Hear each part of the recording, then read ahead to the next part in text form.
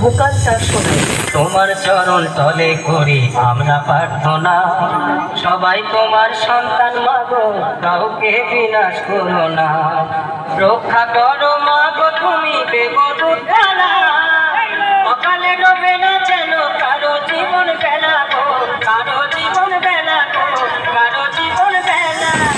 তাহলে এবার মেদিনীপুর এর সেই ভাইরাল স্টাইলের সম্পূর্ণ গানটি শোনা যাক। আশা করি গানটি আপনাদের হৃদয়কে স্পর্শ করবে।